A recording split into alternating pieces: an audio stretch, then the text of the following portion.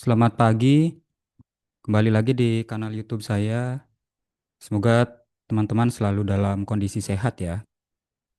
Jadi di video kali ini saya mencoba untuk berbagi sudut pandang begitu terkait dengan sains terbuka ya. Jadi di video kali ini saya ingin mencoba untuk memberikan sudut pandang baru kepada teman-teman terkait sains terbuka dan program kampus berdampak begitu. Jadi video ini merupakan penjelasan yang lebih menyeluruh terkait artikel di The Conversation ya, yang berjudul Mengapa Sains Terbuka Dapat Mendukung Program Kampus Berdampak. Nah, ini saya tulis dengan Mas Fasa ya, yang sekarang sedang melanjutkan PhD di University of Queensland di konsentrasi komunikasi sains begitu. Nah, kenapa kami membuat artikel ini? Itu sebenarnya di latar belakangi dari program kampus berdampak ya, teman-teman. Jadi sekarang kan Kementerian Kemdikti ya telah merilis program kampus berdampak begitu, di mana salah satu tujuannya itu adalah bagaimana agar eksistensi dari universitas itu bisa memberikan dampak yang nyata begitu kepada publik. Nah, kami berpendapat bahwa ternyata dalam program kampus berdampak itu sains terbuka atau praktik sains terbuka itu dapat ya dapat lebih menguatkan begitu program kampus berdampak. Nah, di artikel ini kami menjelaskan bagaimana argumentasinya, penjelasannya dan seterusnya. Nah, jadi teman-teman Kementerian Pendidikan Tinggi, Sains dan Teknologi ya itu telah merilis program kampus berdampak begitu. Jadi eh, ini adalah program yang terbaru yang dirilis oleh Kementerian, program kampus berdampak. Tujuannya agar setiap kampus ya di Indonesia itu bisa mengaktualisasikan dirinya begitu ya, kemudian bisa memberikan dampak yang nyata lah ke masyarakat. Jadi intinya seperti itu. Memang apa selama ini kan perguruan tinggi ya lewat Tridharmanya sudah melakukan itu, tapi dari program kampus berdampak ini kementerian itu lebih meningkatkan begitu peran dari apa namanya universitas gitu ya. Sebenarnya kalau di berita ini dilihat bahwa kampus berdampak itu adalah lanjutan ya dari program kampus Merdeka gitu ya teman-teman. Nah ini kampus berdampak sebagai keberlanjutan dari program kampus Merdeka. Ya, jadi silakan bisa teman-teman baca nanti di tautan ini. Nah, jadi kami berpendapat bahwa kampus berdampak itu juga bisa mendorong universitas untuk mengidentifikasi masalah di masyarakat dan menjadi aktor untuk memecahkan masalah tersebut ya. Jadi di apa namanya di program kampus berdampak ini banyak sekali ada programnya teman-teman ya terkait mahasiswa juga, kemudian riset, pengabdian dan seterusnya, kolaborasi juga dan seterusnya gitu ya. Nah, dan di sini kami menyimpulkan seharusnya universitas itu menjadi aktor ya untuk memecahkan masalah-masalah yang ada di masyarakat. Nah, kemudian kami berpendapat juga bahwa kampus berdampak itu eh, bisa mendorong sains ya, itu memiliki hasil yang lebih nyata begitu. Apa namanya bagaimana sains terbuka itu bisa mengimplementasikan bisa membantu akademisi di universitas itu untuk bisa mengimplementasikan sains secara nyata baik di kelas melalui pengajaran, penelitian maupun kepada masyarakat melalui pengabdian kepada masyarakat begitu ya. Nah, hanya masalahnya adalah ketika hasil-hasil apa namanya hasil-hasil riset gitu ya, akademisi yang di universitas itu belum bisa diakses luas ya oleh masyarakat luas gitu, maka itu kan menjadi kendala dari kehadiran universitas. Jadi ketika hasil-hasil riset gitu ya, pemikiran akademisi gitu ya, yang ditulis dalam sebuah artikel ilmiah gitu tidak dapat diakses secara luas oleh publik begitu ya, maka itu akan mengurangi dampak dari eksistensi kampus tersebut. Ya, jadi kami berargumentasi seharusnya hasil riset itu bisa diakses secara luas, baik dalam bentuk komunikasi sains yang bervariasi ataupun membuka akses-akses terkait dengan hasil-hasil riset. Nah, itu juga akan sangat baik untuk mendukung dari program kampus berdampak ini, gitu ya. Jadi kami berpikir bahwa kampus berdampak itu akan lebih menguat Nah, jika hasil-hasil riset dari akademisinya itu bisa dijangkau oleh luas atau secara luas ya, atau komunikasi sains dari akademisi kepada publik itu semakin apa namanya, semakin tinggi begitu ya. Nah, jadi intinya sains terbuka itu adalah bagaimana sains itu dapat diakses dengan mudah oleh semua kalangan. Jadi teman-teman bisa baca nanti apa prinsip-prinsip dari sains terbuka ya, definisinya apa. Tapi kami menyederhanakannya bahwa sains terbuka itu adalah bagaimana sains dapat diakses dengan mudah oleh semua kalangan, baik oleh akademisi lain maupun masyarakat luas begitu ya. Nah, termasuk juga akses sains oleh media-media mainstream ya. Jadi media yang mainstream itu di Indonesia itu sangat banyak, dan jika ada kolaborasi ya antara akademisi dengan jurnalis dalam menyampaikan sains, maka sains itu akan mengurangi gap ya antara satu akademisi dengan akademisi lain, dan publik itu juga bisa mendapatkan pengetahuan yang baru dari komunikasi sains dari sains terbuka tersebut gitu. Nah, hanya memang praktiknya di Indonesia kami melihat masih perlu penguatan begitu ya. Jadi di riset ini Mas Fasya itu ya memberikan saran gitu ya. Kami mengelaborasi ada 3 hal yang bisa kita ambil ya. Contoh dari praktik-praktik yang sudah dilakukan oleh negara lain gitu. Pertama adalah tambahan dana riset ya teman-teman. Ya ini memang agak susah juga kalau dalam kondisi yang sekarang mungkin ya untuk penambahan dana riset. Misalkan sebagai contoh hibah Kemdikti Saintek ya, itu proposalnya dari link yang kami dapatkan itu 50.000 proposal ya untuk penelitian dan 10.000 untuk pengabdian. Dan yang didanai adalah 16.000 untuk penelitian dan 4.000 untuk proposal. Tapi setelah kami membaca, mungkin untuk sekarang itu ya kementerian belum meminta hasil risetnya yang terbuka ya, akses terbuka. Jadi setelah kami cermati untuk luaran penelitiannya itu untuk sekarang belum ya, apa namanya, bisa diakses. Mungkin ketika kita mengusulkan proposal itu kan kita menulis akan dikirimkan kemana ya. Banyak peneliti yang mungkin karena terkendala dana belum memiliki pilihan ya untuk mempublikasikan hasil risetnya nanti dengan pilihan open access.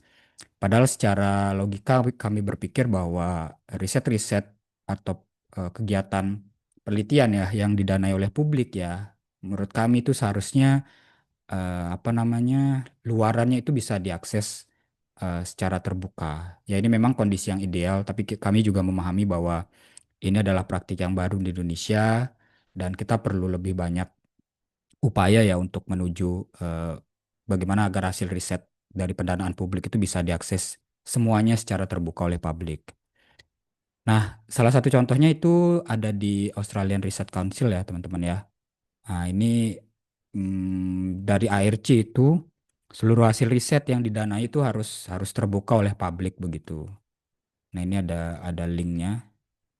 Nah, jadi eh, dia membuat bagaimana kebijakan open access ya, bahwa eh, semua riset ya yang didanai dari ARC itu harus aksesibel gitu ya dalam 12 bulan setelah tanggal publikasi. Nah, ini bisa menjadi contoh misalkan mungkin saja artikelnya dalam bentuk tidak open access, tapi perisetnya diminta ya untuk mengkomunikasikan hasil risetnya melalui artikel ilmiah populer atau melalui media sosial atau melalui konten YouTube seperti ini kemudian dibagikan secara luas dan seterusnya.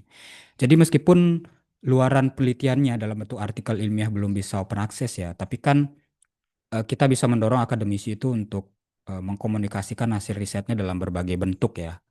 Nah, itu yang mungkin bisa kita lakukan jika misalkan kita belum bisa membuat sebuah kebijakan bahwa hasil riset dari dana publik itu dalam bentuk artikel ilmiah atau yang luaran lainnya itu bisa diakses secara luas, belum bisa diakses secara luas. Nah, kenapa Australian Research Council itu membuat kebijakan seperti ini ya? Pertama itu mendorong kolaborasi yang lebih luas, mengurangi duplikasi riset dan juga mempercepat inovasi. Nah, poin saya mungkin di duplikasi riset ya. Karena banyak artikel begitu ya yang ada di balik paywall sehingga akademisi lain nggak bisa mengakses. Ada kesenjangan finansial gitu ya antar satu akademisi dengan akademisi lain, antar satu universitas dengan universitas lain, dan itu terjadi juga di Indonesia. akhirnya kan duplikasi riset itu bisa lebih banyak gitu. Judulnya berbeda tapi ternyata konten risetnya sama. Nah, itu salah satu dampak dari eh, publikasi yang non open access ya, sehingga kita tidak bisa membaca keseluruhan dari isi hasil risetnya, sehingga peluang untuk terjadinya riset yang terduplikasi itu jadi semakin besar gitu ya. Nah, kedepannya kita bisa juga apa namanya mendorong lah akademisi itu untuk mengkomunikasikan sainsnya dalam bentuk yang lebih luas gitu ya. Nah, itu yang teman-teman yang pertama yang kita bisa lakukan, menambah insentif dana ya untuk publikasi agar dia bisa open access. Ya, masih jauh sih, mungkin beberapa tahun ke depan kita eh, berharap pemerintah bisa mengupayakan itu gitu ya. Tapi kalau tidak, kita bisa mencari cara yang lain agar kita bisa mengkomunikasikan hasil riset dengan variasi-variasi yang lain begitu. Nah, kemudian yang kedua ada penguatan ekosistem ya. Nah, open access atau sains terbuka itu ternyata memerlukan infrastruktur begitu ya yang sangat penting untuk implementasinya bisa lebih lebih baik lagi. Nah, contohnya ini di Malaysia ya teman-teman ya, ada Malaysia Open Science Platform ya. Nah, ini Malaysia Open Science Platform ini salah satu apa namanya platform sains terbuka lah yang dimiliki oleh Malaysia begitu ya. Nah, ini apa namanya yang saya masih mempelajari juga ya bagaimana cara nanti mungkin akademisi di Malaysia menggunakan ini untuk risetnya, bagaimana ini bisa apa namanya bisa bermanfaat ya. Nah, ini ada banyak sekali eh, apa namanya topik-topik riset begitu ya. Jadi saya masih mempelajari ini, kemudian di sini ada keyword dan seterusnya. Jadi silakan teman-teman yang tertarik mempelajari apa namanya platform Open Science di Malaysia ini, silakan bisa diklik nanti linknya ya, Malaysia Open Science Platform. Nah, hanya yang menarik di sini pemerintah Malaysia itu menyatakan bahwa data penelitian Malaysia itu sebagai aset nasional gitu ya. Nah, ini jadi menarik bahwa harusnya hasil-hasil riset ya yang didanai oleh publik dari akademisi di Indonesia itu harusnya diakui sebagai aset nasional yang bisa nantinya dipergunakan untuk pengembangan kebijakan ya, baik di level regional, di daerah gitu ya, di provinsi ataupun di level pusat atau di nasional. Dan di sini juga banyak sekali ada dataset begitu ya. Ya, cuma saya belum bisa akses ini datasetnya apa saja dan seterusnya. Tapi ini topik-topik risetnya ya yang bisa teman-teman lihat begitu. Sebenarnya sama dengan di Indonesia, cuma kalau teman-teman tertarik silakan bisa dieksplorasi lebih jauh lah laman ini. Oke, jadi itu saran kami bahwa untuk sains terbuka, untuk mendukung progres kampus berdampak ya, kita perlu adanya infrastruktur begitu. Nah, kemudian contoh yang ketiga yang kita bisa juga lihat dan perhatikan itu yang sedang banyak dibahas juga ya, One Nation One Subscription-nya yang diinisiasi oleh pemerintah India begitu. Nah, ini ada yang singkatannya ONOS ya gitu. Nah, One Nation One Subscription ini artinya apa ya? Secara sederhana negara gitu ya, negara hadir untuk memberikan akses begitu kepada semua akademisi dan semua institusi pendidikan tinggi ya di India agar mereka semua bisa mengakses jurnal-jurnal yang atau artikel-artikel yang ada di belakang paywall begitu. Nah, ini eh, ya kita nggak bisa akses ya karena ada di luar ekosistem dari One Nation One Subscription ini. Tapi ide ini bisa kita terapkan, sangat mungkin untuk bisa diterapkan di Indonesia. Pengingat kita harus melihat juga bahwa terjadi kesenjangan ya antara universitas besar yang mampu mengakses database artikel begitu dengan universitas di Indonesia juga yang mungkin kemampuan finansialnya belum bisa untuk mengakses database-database artikel begitu ya. Sehingga kualitas publikasinya ya sangat timpang harus kita akui. Karena kan kualitas publikasi juga sangat didasarkan ya pada kualitas referensi yang dipergunakan begitu.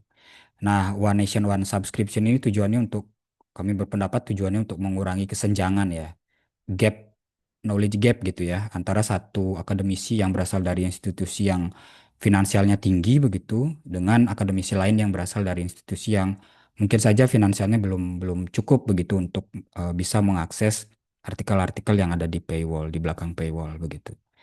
Nah, ini sangat baik untuk kita bisa pertimbangkan agar bisa di apa dicoba di Indonesia ya gitu.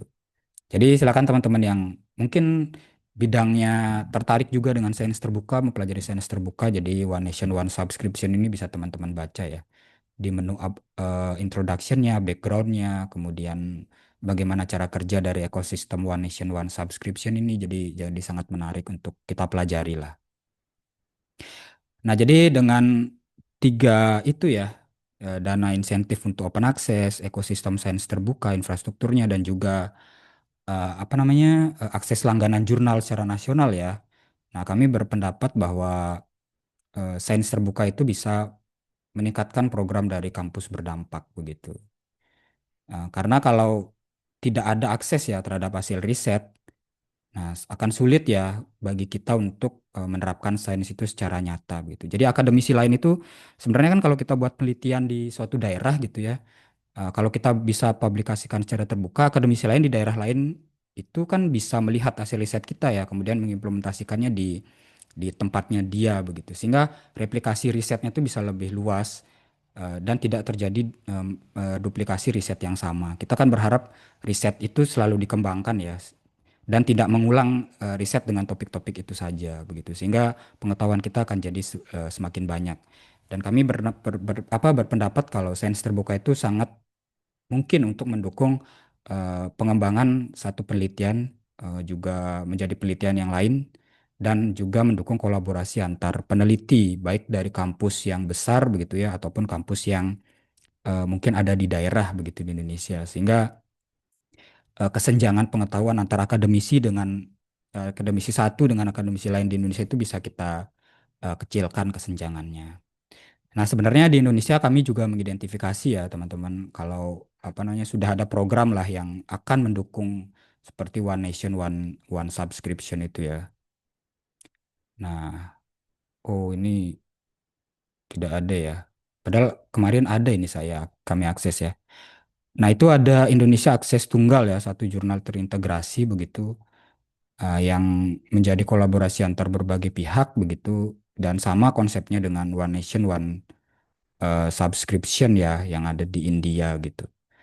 Dan itu sangat sangat penting agar ya kita bisa mengakses lah akademisi di Indonesia bisa mengakses secara luas artikel-artikel yang ada di paywall karena harganya kan juga lumayan ya biaya untuk berlangganan dan seterusnya begitu. Dan dalam artikel ini kami juga menulis pemerintah perlu ya untuk apa namanya ya ada langkah-langkah ya begitu untuk mengimplementasikan sains terbuka dan juga kementerian bisa mempromosikan dan juga memberikan dukungan untuk praktik sains terbuka di universitas. Dengan begitu kami berharap program kampus berdampak ini dapat berjalan efektif dan berkelanjutan gitu ya. Sehingga eh, kami sebagai akademisi itu berharap bahwa aktualisasi dari kampus berdampak itu bisa semakin luas ya. Semakin banyak akademisi yang terlibat dalam program kampus berdampak, semakin banyak universitas yang terlibat dan akhirnya dampaknya bahwa eh, eksistensi universitas dan akademisi itu dirasakan oleh masyarakat begitu teman-teman. Jadi kami sangat mengapresiasi program kampus berdampak ini dan kami melihat salah satu faktor pendukungnya mungkin adalah implementasi dari sains terbuka sehingga eksistensi dari kampus itu bisa semakin kuat dan bisa berdampak luas bagi masyarakat gitu. Ya, begitu teman-teman ide dari kami semoga bisa diterima ya dan semoga teman-teman juga bisa mempelajari tentang sains terbuka gitu ya dan bisa mengimplementasikan sains terbuka dalam praktik-praktik akademik meskipun dalam level yang masih relatif kecil begitu. Tapi kan itu bisa menjadi fondasi untuk praktik yang lebih besar di masa depan. Oke, teman-teman, demikian video kali ini ya terkait artikel saya dan Mas Fasya berjudul Mengapa Sains Terbuka Dapat Mendukung Program Kampus Berdampak yang diterbitkan di The Conversation Indonesia. Terima kasih kepada Dewan Redaksi dan Editor Pendidikan ya di The Conversation Indonesia yang telah berkenan untuk mempublikasikan artikel ini. Semoga artikel ini bisa berdampak, memberikan sudut pandang baru untuk rekan-rekan semua dan semoga bisa menjadi eh, sudut pandang baru lah sehingga teman-teman bisa menulis lagi terkait sains terbuka atau mengeksplorasi praktik sains terbuka di Indonesia. Terima kasih banyak teman-teman, semoga selalu sehat. Mohon saran, kritik, dan komentar yang membangun ya di kolom komentar. Kiranya mungkin ada teman-teman yang sudah menulis juga terkait sains terbuka ini atau terkait implementasi dari kampus berdampak juga juga saya sangat mengapresiasi. Demikian video kali ini, silakan disebarkan jika dirasa bermanfaat. Semoga sehat selalu ya teman-teman. Kita akan jumpa lagi di video berikutnya ya. Salam sehat.